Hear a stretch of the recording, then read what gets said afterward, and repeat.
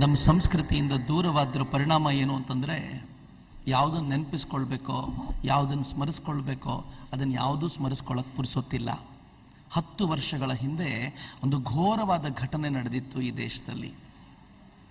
ಎಷ್ಟು ಜನರಿಗೆ ನೆನಪಿದೆಯೋ ಇಲ್ವೋ ಗೊತ್ತಿಲ್ಲ. ಕಾರ್ಗಿಲಲ್ಲಿ ಒಂದು ಭೀಕರವಾದ ಕದನ ಆಗಿತ್ತು. ಕಾರ್ಗಿಲ್ ಅಂದರೆ ಹೆಂಗಿದೆ ಅಂತ ನಾನು ಅದರ ವಿವರಗಳನ್ನು ಓದಿದ್ದೀನಿ. ಹೆಂಗಿದೆ ಗೊತ್ತಾ? ಹೆಚ್ಚಂದ್ರೆ 8 ರಿಂದ 10 ಕಿಲೋಮೀಟರ್ ಸ್ಟ್ರೆಚ್ಚು, ದೊಡ್ಡ ದೊಡ್ಡ ಗುಡ್ಡಗಳು, ಸಿಕ್ಕಾಪಟ್ಟೆ ಚಳಿ ಇರುತ್ತೆ. ಅಲ್ಲಿ ಚಳಿಗಾಲದಲ್ಲಿ ಪೂರ್ಣ ಮಂಜು ಮುಸುಕೊಂಡ್ಬಿಡುತ್ತೆ, ಅಲ್ಲಿ ನಿಂತ್ಕೊಳ್ಳೋಕ್ಕೂ ಸಾಧ್ಯ ಆಗಲ್ಲ. ಹಿಂಗಾಗಿ ಚಳಿಗಾಲದಲ್ಲಿ ನಮ್ಮ ಸೈನಿಕರು ಏನ್ ಮಾಡ್ತಾರೆ, ಕಾರ್ಗಿಲಿಂದ ಕೆಳಕ್ಕೆ ಬರ್ತಾರೆ, ಚಳಿಗಾಲ ಮುಗಿದ ಮೇಲೆ ವಾಪಸ್ ಹತ್ತೋಣ ಅಂತ ಹೋಗ್ತಾರೆ. ಪಾಪಿ ಪಾಕಿಸ್ತಾನಿಯರು ಈ ಬಾರಿ ಏನ್ ಮಾಡಿದ್ರು ಅಂತಂದ್ರೆ, ಚಳಿಗಾಲ ಮುಗಿಯೋಕ್ಕಿಂತ ಮುಂಚೆನೆ, ಭಾರತೀಯರು ಬರೋಕ್ಕಿಂತ ಮುಂಚೆನೆ ತಾವು ಆ ಕಡೆಯಿಂದ ಗುಡ್ಡ ಹತ್ತುಬಿಟ್ಟು ಒಳಗೆ ಬಂದವರು ಏನ್ ಮಾಡಿದ್ದಾರೆ, ಭಾರತೀಯ ರಚಿಸಿರುವಂತ ಬಂಕರ್ಗಳಲ್ಲಿ ನಾವೇ ಇಟ್ಟಿರುವಂತ ಮದ್ದುಗುಂಡುಗಳನ್ನ, ನಾವೇ ಇಟ್ಟಿರುವಂತ ಶೆಲ್ಗಳನ್ನ ಬಳಸ್ಕೊಂಡು ನಮ್ಮ ಮೇಲೆ ದಾಳಿ ಮಾಡ್ಲಿಕ್ಕೆ ಎಲ್ಲ ತಯಾರಿ ಮಾಡ್ಕೊಂಡ್ಬಿಟ್ರು. ಯಾರಿಗೂ ಗೊತ್ತಾಗ್ಲಿಲ್ಲ ರೀ. ದನ ಕಾಯೋ ಹುಡುಗರು ದೂರದಿಂದ ನೋಡ್ತಾರೆ, ಇವ್ರು ನಮ್ಮವ್ರ ತರ ಇಲ್ವಲ್ಲ, ಇವ್ರು ಪಾಕಿಸ್ತಾನಿಯರು ಇದ್ದಂಗಿದ್ದಾರಲ್ಲ ಅಂತ ಬಂದು ಕಂಪ್ಲೇಂಟ್ ಮಾಡಿದ್ರು. ನಮ್ಮ ಸರ್ಕಾರ 5 ಜನ ಸೈನಿಕರನ್ನ ಕಳಿಸ್ಕೊಡ್ತು, ನೋಡ್ಕೊಂಡು ಬನ್ನಿ ಅಂತ. ಸೌರಭ್ ಕಾಲಿಯಾ ನೇತೃತ್ವದಲ್ಲಿ 5 ಜನ ಸೈನಿಕರು ಹೋದ್ರೆ ಎಂಥ ವಿಚಿತ್ರ ಆಯ್ತು ಅಂದ್ರೆ, ಆ ಸೈನಿಕರು, ಪಾಕಿಸ್ತಾನಿ ಸೈನಿಕರು ಈ 5 ಜನರನ್ನ ಬಂಧಿಸ್ಕೊಂಡು ಹೋದ್ರು. ಸೌರಭ್ ಕಾಲಿಯಾ ಮುಖ ನೋಡಿದ್ರೆ ಹೊಟ್ಟೆ ಉರಿಯುತ್ತೆ ರೀ. ಏನ್ ಸುಂದರವಾಗಿತ್ತು ಅವನ ಮುಖ. ಈ ಸೈನಿಕರು ಅದನ್ನು ತಮ್ಮ ದೇಶಕ್ಕೆ ಕರ್ಕೊಂಡು ಹೋಗಿ ಏನ್ ಮಾಡಿದ್ರಂತೆ ಗೊತ್ತಾ? ಮೊದಲು ಕಾಲು ಬೆರಳುಗಳನ್ನ ಕಡಿದ್ರು, ಕೈ ಬೆರಳುಗಳನ್ನ ಕಡಿದ್ರು, ಕೈಯನ್ನು ಕತ್ತರಿಸಿ ಹಾಕಿದ್ರು, ಕಾಲನ್ನು ಕತ್ತರಿಸಿ ಹಾಕಿದ್ರು, ಕಣ್ಣನ್ನು ತೆಗೆದ್ರು, ಮೂಗು ಕತ್ತರಿಸಿದ್ರು, ಕಿವಿ ಕತ್ತರಿಸಿದ್ರು. ಬದುಕಿರ್ಬೇಕಾದ್ರೆ ಮರ್ಮಾಂಗನೂ ತುಂಡು ಮಾಡಿ ತುಂಡು ತುಂಡಾಗಿರೋ ದೇಹನ ಮನೆಗೆ ಕಳಿಸ್ಕೊಟ್ರು ರೀ. ಎಂಥ ಪ್ರಸಂಗ ಇದು! 5 ಜನರನ್ನ ಈ ಪರಿ ಕತ್ತರಿಸಿ ಕಳಿಸ್ಕೊಡ್ಬೇಕಾದಂತ ಪರಿಸ್ಥಿತಿ ಈ ದೇಶಕ್ಕೆ ಬಂದ್ಬಿಡ್ತು ಅಂದ್ರೆ ಯೋಚನೆ ಮಾಡಿ ನಾವು ಯಾವ ಥರದ ಪರಿಸ್ಥಿತಿ ಅಂತ ಅಂದ್ಕೊಂಡಿದ್ದೀವಿ. ನಾವು ಮರ್ತು ಬಿಟ್ವಿ.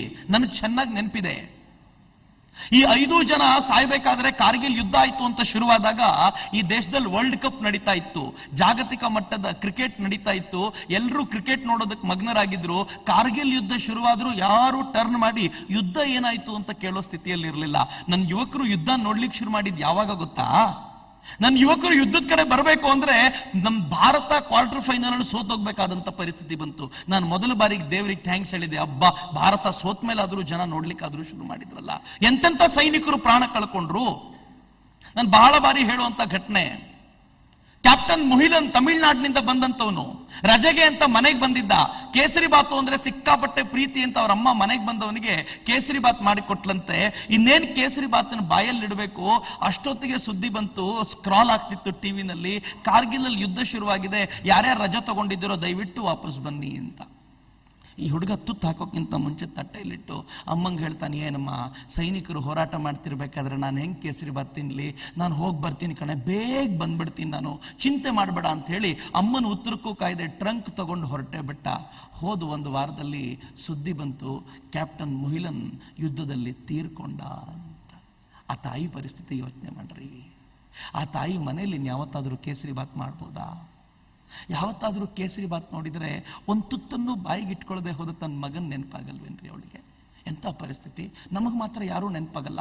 ಈ 10 ವರ್ಷದ ಸಂಭ್ರಮಾಚರಣೆ ಮಾಡಬಾರ್ದು, ಯುದ್ಧ ಗೆದ್ದಿರೋ ಸಂಭ್ರಮಾಚರಣೆ ಮಾಡಬಾರ್ದು ಅಂತ ಒಂದು ಸರ್ಕಾರ ಹೇಳ್ತು. ಯಾಕೆ ಹೇಳ್ತು ಗೊತ್ತಾ? ಈ ಯುದ್ಧ ಗೆದ್ದಿದ್ದು ಯಾವುದೋ ಬೇರೆ ಸರ್ಕಾರ ಇದ್ದಾಗ ಆ ಸರ್ಕಾರಕ್ಕೆಲ್ಲ ಕ್ರೆಡಿಟ್ ಹೋಗ್ಬಿಡುತ್ತೆ, ಹಾಗಾಗಿ ಈ ಸರ್ಕಾರ ಆಚರಣೆ ಮಾಡೋದು ಬೇಡ ಅಂತ. ಏನ್ ಸ್ಥಿತಿ ರೀ ನಮ್ದು! ಎಂತೆಂಥವ್ರು ಹೋರಾಟ ಮಾಡಿದ್ರು ಕಾರ್ಗಿಲ್ಗೋಸ್ಕರ. ಆ ಹೋರಾಟ ಮಾಡಿದ ಸೈನಿಕರನ್ನ ಬಿಡಿ, ನನಗೆ ಅವ್ರ ಹೆಂಡತಿಯರನ್ನ, ಅವ್ರ ತಾಯಂದ್ರ ನೆನಪಿಸ್ಕೊಂಡ್ರೆ ಗಾಬರಿ ಅನ್ಸುತ್ತೆ. ಮೇಜರ್ ರಾಜೇಶ್ ಅಧಿಕಾರಿ ಯುದ್ಧಕ್ಕೆ ಹೊರಡೋ ಟೈಮಲ್ಲಿ ಪೋಸ್ಟ್ ಮ್ಯಾನ್ ಓಡ್ ಬಂದ, ಸರ್ ನಿಮ್ಗೊಂದು ಪತ್ರ ಬಂದಿದೆ ತಗೊಳ್ಳಿ ಅಂತ. ಸೈನಿಕರಿಗೆ ಪತ್ರ ಅಂದ್ರೆ ಎಷ್ಟು ಪ್ರೀತಿ ಅಂತ ನಿಮ್ಗೆ ಗೊತ್ತು.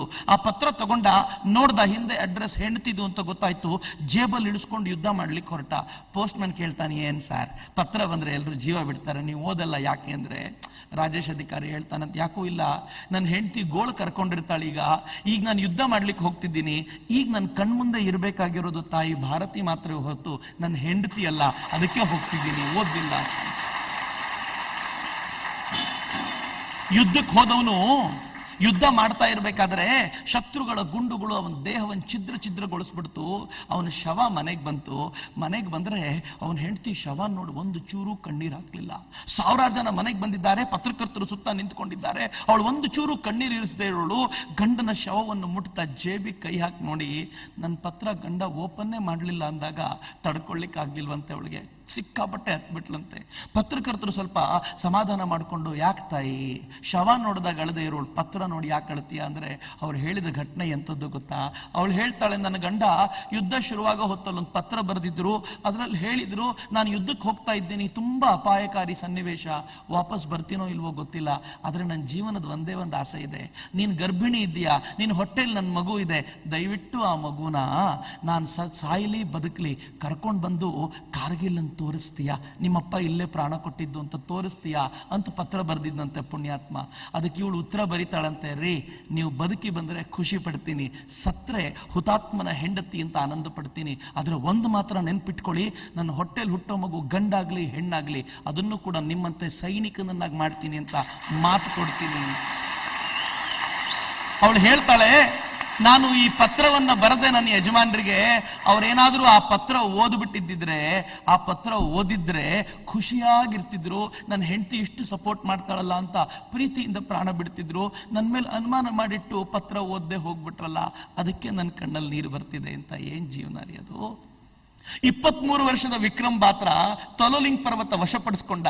ನನ್ನ ಹತ್ರ ವಿಡಿಯೋ ಕ್ಲಿಪ್ ಇದೆ, ನೀವು NDTV ವಿಡಿಯೋ ಕ್ಲಿಪ್ ಅನ್ನ ಯೂಟ್ಯೂಬ್ ಬಳಸೋರಿದ್ರೆ ನೋಡಿದ್ರೆ ಗೊತ್ತಾಗುತ್ತೆ. ವಿಕ್ರಮ್ ಬಾತ್ರ ಅವನು ಹೋದ, ತೊಲೋಲಿಂಗ್ ಪರ್ವತ ವಶಪಡಿಸ್ಕೊಂಡು ಕೆಳಗೆ ಬಂದ. ಎಷ್ಟು ಅವನನ್ನ ಸೈನಿಕರು ದ್ವೇಷಿಸ್ತಾ ಇದ್ರು ಅಂತಂದ್ರೆ ಅವನದೊಂದು ಮಾತಿತ್ತಂತೆ, if you sweat more in peace you bleed less in war. ನೀವು ಶಾಂತಿ ಇದ್ದಾಗ ಹೆಚ್ಚು ಕಷ್ಟಪಟ್ರೆ ಯುದ್ಧ ನಡಿಬೇಕಾದ್ರೆ ನಿಮ್ ರಕ್ತ ಕಡಿಮೆ ಹರಿಯುತ್ತೆ ಅಂತ ಒಬ್ಬರನ್ನು ಸುಮ್ಮನಿರ್ಲಿಕ್ಕೆ ಬಿಡ್ತಿರ್ಲಿಲ್ಲ. ಆದ್ರೆ ಯುದ್ಧ ನಡೆಯುವಾಗ ಇವನ್ ಮಾತ್ರ ಮುಂದಕ್ಕೆ ಹೋದ, ಎಲ್ಲರನ್ನೂ ಹಿಂದಕ್ಕಿಟ್ಟ, ನಾನು ಹಿಂದೆ ಬನ್ನಿ ನಾನು ಮುಂದಕ್ಕೆ ಹೋಗ್ತೀನಿ ಅಂತ. ತೊಲೋಲಿಂಗ್ ಪರ್ವತ ವಶಪಡಿಸ್ಕೊಂಡು ಕೆಳಕ್ ಬಂದ. ಸ್ಟಾರ್ ಟಿವಿನವ್ರು ಅವ್ನು ಇಂಟರ್ವ್ಯೂ ಮಾಡಿದ್ರು, ಹೆಂಗ್ ಅನ್ಸುತ್ತೆ, ತೃಪ್ತಿ ಆಯ್ತಾ? ಅವ್ನು ಹೇಳ್ತಾನೆ, ಏನ್ರಿ ತೃಪ್ತಿ, ನನ್ನ ಯುವಕರಿಗೆ ಎಲ್ಲ ಗುಡ್ಡಗಳನ್ನು ವಾಪಸ್ ತಂದ್ಕೊಳ್ಬೇಕು ಅಂತ ಆಸೆ ಇದೆ, ಒಂದ್ ಪರ್ವತಕ್ಕೆ ತೃಪ್ತಿ ಅಂತಿರಲ್ಲ, ಎದೆಲ್ ಮಾಂಗೆ ಮೋರ್, ಒಂದ್ ಸಾಕಾಗಲ್ಲ ನನಗೆ ಅಂತಂದ ಪುಣ್ಯಾತ್ಮ. ಟಿವಿ ಇಂಟರ್ವ್ಯೂ ಬಂತು ಅದು. 23 ವರ್ಷದ ವಿಕ್ರಮ್ ಬಾತ್ರ, 23 ವರ್ಷದ ವಿಕ್ರಮ್ ಬಾತ್ರ ಶೇರ್ ಶಹ ಅಂತ ಅವನು ಕೋಡ್ ವರ್ಡ್ ಇತ್ತು ಅವನ ಹೆಸರಿಗೆ. ಟೈಗರ್ ಹಿಲ್ ವಶಪಡಿಸ್ಕೊಳ್ಬೇಕಾದ್ರೆ 3 ದಿನದ ನಂತರ ತುದಿಗೆ ಹೋದ. ವಶಪಡಿಸ್ಕೊಳ್ಳೋ ಹಂತದಲ್ಲಿ ಅವನ ಕೈ ಛಿದ್ರ ಆಯ್ತು, 2 ಕೈಗಳು ಮುರಿದು ಬಿದ್ವು. ಅಷ್ಟಾದ್ರೂ ಬಿಡದೆ ಎದುರಿಗಿದ್ದ ಸೈನಿಕನನ್ನ ಕೊಂದು ತನ್ನ ಬ್ಯಾಗಲ್ಲಿದ್ದಂತ ಧ್ವಜವನ್ನ ತೆಗೆದು ಅಲ್ಲಿ ನೆಟ್ಟು ಸೈನಿಕರು ಹೇಳ್ದ, ನಾನು ವಶಪಡಿಸ್ಕೊಂಡಿದ್ದೀನಿ, ಹೇಳಿ ಎಲ್ರಿಗೂ ನಾವು ವಶಪಡಿಸ್ಕೊಂಡಿದ್ದೀವಿ, ನಾವು ಗೆದ್ದಿದ್ದೀವಿ ಅಂತ ಹೇಳ್ತಾ ಆ ಬೆಟ್ಟದ ಮೇಲೆ ಪ್ರಾಣ ಬಿಟ್ಟಲ್ಲ ವಿಕ್ರಮ್ ಬಾತ್ರ. ನೆನಪಿಸ್ಕೊಳ್ಳೇ ಇಲ್ವಲ್ರಿ? 10 ವರ್ಷ ಕಳೆದೋಯ್ತು, ಮತ್ತೆ ಯಾವತ್ತು ನೆನಪಿಸ್ಕೊಳ್ಳೋದು ನಾವು? ನಮ್ ಕಣ್ಣೀರ್ ಹಾಕ್ಲಿಕ್ಕೆ ಬೇಕಾದಷ್ಟು ಕಾರಣಗಳಿದ್ವೆ, ಯಾರ್ಯಾರನ್ನೋ ನೆನಪಿಸ್ಕೊಂಡು ಕಣ್ಣೀರ್ ಹಾಕ್ತಾ ಇರ್ತೀವಿ. ಒಂದು ಕ್ಷಣ ಈ ಕ್ರಾಂತಿಕಾರಿಗಳನ್ನ, ಈ ಸೈನಿಕರನ್ನ ನೆನಪಿಸ್ಕೊಂಡು ಕಣ್ಣೀರ್ ಹಾಕೋಣ. ಒಂದು ಕ್ಷಣ ಯೋಚನೆ ಮಾಡಿ, ಅಕಸ್ಮಾತ್ ಅಲ್ಲ ಸೈನಿಕರಿಲ್ಲ ಅಂತಂದ್ರೆ ಇಲ್ಲಿ ನಾವು ನೀವು ಇರಲ್ಲ. ಯಾವತ್ತೋ ಪಾಕಿಸ್ತಾನಿಯರು ಚೀನಾದವರು ಇಲ್ಲಿ ನುಗ್ಗಿ ಬಂದ್ಬಿಡ್ತಾರೆ. ಚೀನಾ ಜಗತ್ತಿನ ಅತ್ಯಂತ ದೊಡ್ಡ ಆರ್ಮಿಗಳಲ್ಲೊಂದು, ಆದ್ರೆ ಭಾರತಕ್ಕೆ ಬರ್ಲಿಕ್ಕೆ ಯಾಕೆ ಹೆದರ್ಕೊಳ್ಳುತ್ತೆ ಗೊತ್ತಾ? ಭಾರತದ ಸೈನಿಕರು ಪ್ರಾಣ ಪಣಕ್ಕಿಟ್ಟು ಹೋರಾಟ ಮಾಡ್ತಾರೆ, ಅನ್ನಕ್ಕೋಸ್ಕರ ಹೋರಾಟ ಮಾಡೋ ಜನ ಅಲ್ಲ ಅಂತ ಚೆನ್ನಾಗಿ ಗೊತ್ತು ಅವರಿಗೆ. ಹೀಗಾಗಿ ಚೀನಾ ಹೆದರ್ಕೊಳ್ಳುತ್ತೆ ನಮ್ಮೇನಾಗ್ತದೆ. ಆ ಸೈನಿಕರಿಗೆ ನಮ್ದೊಂದು ಕಂಬನಿಯ ಶ್ರದ್ಧಾಂಜಲಿ ಸಲ್ಲಿಸಬೇಕು ಅನ್ನೋದೇ ನಮ್ಮ ಜಾಗೋ ಭಾರತ್ನ ಅತ್ಯಂತ ದೊಡ್ಡ ಕೆಲಸ. ಆ ಸೈನಿಕರನ್ನ ಸ್ಮರಿಸ್ಕೊಳ್ಬೇಕು, ಅವರನ್ನ ನೆನಪಿಸ್ಕೊಳ್ಬೇಕು, ಅವರಿಗೊಂದು ಕಣ್ಣೀರು ಹರಿಸ್ಬೇಕು. ಹರಿಲಿ ಬಿಡ್ರಿ, ನಮ್ಮ ಕಂಠ ಇವತ್ತು ಜೋರಾಗಿ ಕೂಗಿದೆ, 2 ಹನಿ ಕಣ್ಣೀರು ಅವರಿಗೋಸ್ಕರ ಹರಿದು ಬಿಡ್ಲಿ, ಯಾತಕ್ಕೂ ನಿಲ್ಲಿಸಬೇಡಿ. ಲತಾ ಮಂಗೇಶ್ಕರ್ ಸುಂದರವಾದ ಒಂದು ಸುಮಧುರವಾದ ಗೀತೆಯನ್ನು ಹೇಳ್ತಾರೆ, ಏ ಮೇರೆ ವತನ್ ಕೆ ಲೋಗೋ ಜರಾ ಆಂಖ್ ಮೇ ಬರಲೋ ಪಾನಿ ಜೋ ಶಹೀದ್ ಹುವೆ ಹೇ ಉನ್ಕಿ ಜರಾ ಯಾದ್ ಕರೋ ಕುರ್ಬಾನಿ.